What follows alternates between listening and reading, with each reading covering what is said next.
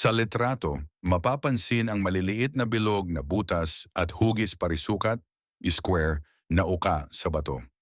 Sa pananaw ng ilang treasure hunters, ang maliliit na butas ay maaaring guide holes, ginagamit bilang panukat ng lalim, direksyon, o bilang palatandaan na may ginawang trabaho ang tao noon.